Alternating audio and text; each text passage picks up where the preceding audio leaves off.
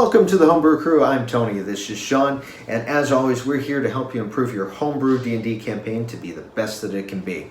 Today, we'll be reviewing a homebrew class, the Gadgeteer, on D&D Beyond. And as with any class, our rating system will be going over originality, role structure, balance, and playability. Isn't that right, Sean? Mm-hmm. All right. So here we go. We're going to go over the Gadgeteer. The Gadgeteer, we're looking through this, is one of the top downloaded ones on D&D Beyond currently. A lot of people seem to be enjoying playing it, so I thought it would be a good chance to kind of get a review in. Now, it is a rogue subclass. We don't have classes yet on D&D Beyond. Right. We just have the subclass. But that's what we're starting with. Now, we both kind of went over this thing. And more you than I did, and you know, I will say that kind of at a first glance, it looks like there's a lot. Just if you're just perusing it, yeah, absolutely. There definitely is a lot on there, and it gets a little bit kind of confusing if you're just trying to like go through it. But at the same time, it is a pretty balanced class itself. None of these outrageous things that come up where, you know, oh, I can breathe fire at level 2 or anything like that. And then, oh, well, I uncanny dodge, you know, nothing like that. But it does have some pretty neat little tricks to it. Bonus to proficiencies and tools right in the beginning. You get thieves tools right at the beginning, and half percentage to your any artisan tools that you use with that. But the crafting is what really makes it kind of cool. I know you were kind of going through some of the different things it was crafting, like the little arrows and this. And that's where a lot of the beef of the text comes in. It's not really a lot of different things and different mechanics, but more so it's a lot of content in regards to all the different things that you can create. Just because it's chock full of stuff. So really the only difficult part you're going to be having is just kind of keeping track of everything that you can do. But the nice thing is it kind of utilizes that downtime that really never gets used in D&D at all. Yeah, absolutely. I mean, when it takes sometimes 2 weeks to create a wondrous item, right, you're kind of going, yay, that's kind of neat. But it keeps your players kind of involved while they're away, which I think is pretty cool. Some of the drawbacks that I've seen in this class, and it's not perfect, mind you, but some of the drawbacks that we've seen in it, it is very money intensive. Yes. Money and time. Time is money, but this is both. It's very money intensive. Some of the things you need, you know, maybe 5 gold, 10 gold, what have you. It's gonna escalate to a couple hundred at some point. Right. If you're in a campaign that's very dry of resources and currency, this might not actually. This might not be the most recommended class for some campaigns. Yeah, I'm part of a group that does that. The DM there is very stingy with gold and such, and everything is inflated by 10 times. But at the same time, you know, you look at that and go, all right, it's kind of cool, it works. Some of the other things, though, is like with your arrows that you craft, you only get half their normal range with them, which is the one thing I have to say about the class, and the thing I like the most about it, is that it does downscale things, and it's not one of these super inflated classes where you've got all these, you know, things that can be done. You know, you really look at how it can face into one of the 4 roles that we base things off of, you know, a DPS, healer, tank, and support roles with it. And this is very much support and DPS, the two of them together.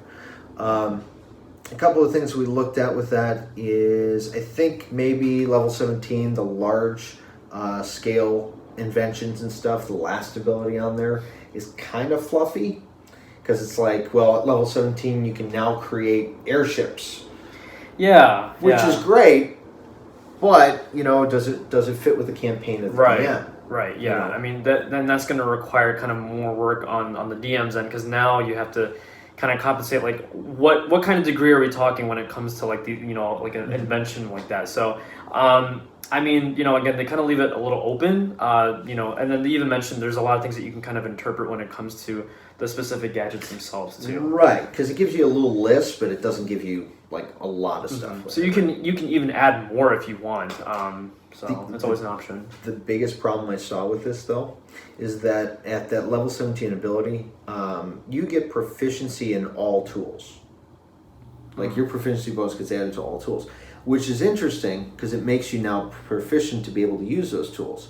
However, if you pull out your Xanathar's Guide to Everything, you get all those added bonuses for DC on certain things with those tools. And again, I don't think this was written with Xanathar's in mind, mind you, but at the same time, now you look at that and go, it's a little OP because now, anytime you're skilled in Mason's tools, now anytime something requires stonework, you're proficient in it.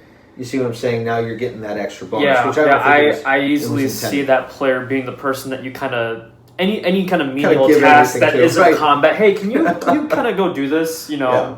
So that's something to watch out for as well.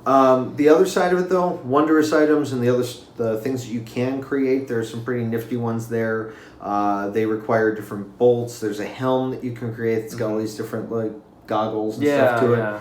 But the uses of them are only you use a reaction to use them. So it's not like there's a person outside of combat using all these different things or what have you, and you do have to give up that reaction. And as a rogue, giving up that reaction is kind of you kind of want that. Definitely. What I mean? So it kind of works to that. But overall, pretty easy class to play. It's definitely an original concept with it. I'd say it's a little bit derivative of the Gunslinger, not to step on Mercer's toes or anything like that, but it does hold its own on its own. Absolutely. When I think of the two classes, I mean, when I first see this one, I immediately think more utility, more kind of thinking outside the box rather than just trying to fire bullets, Absolutely. That brings it into the support role with it very, very nicely, which we are very much lacking in 5e, if you ask me. There's not a lot of controlling of the field and a lot of stuff. This guy can create traps. This guy can do guns, which I think is actually a pretty neat thing in there. The guns work until they don't, and then you have to spend time repairing them. It's time and money to repair them. And there's a nifty little mechanic in there too with the guns. If you roll max damage when you roll it, you get to roll again and you keep going. If you keep hitting max damage, but you stop. But yeah, not too bad. So we're looking nicely balanced, not one of those jack of all trades. And the only drawback, playability a little bit, there is a lot to remember, but if you are using D&D Beyond, it does list everything in your skills, so it is kind of broken apart. I really think they did a pretty good job on it. Yeah, definitely. And like I said, I didn't get to spend as much time kind of looking it over, but even just kind of someone as a pair of outside eyes, it looks like a lot of stuff from the beginning. But when you kind of really get into it, it really just comes down to all the different tools that you can use. And the nice thing is you have a lot of different options, and in combination with some of the skills that you get as a rogue, there's a couple kind of dirty combos you can do depending on what kind of things you build. Absolutely. One of those is that there's a pull that the first time you attack with it, you've got advantage. So it's perfect for those sneak attacks. Right, exactly. And it's only a 1d4, so it's not like this, massive hammer that you're coming down with or anything like that. Overall, I'd say this gets about 4 out of 5 when it comes to our rating and everything with it. And we look forward to actually reviewing a few more classes in the future. Definitely check it out if you get a chance to. It's on D&D Beyond. It's one of the top-rated subclasses. It is called the Gadgeteer. And that is all for us today. Remember, the most memorable campaigns are the ones that are home brewed. So, keep brewing.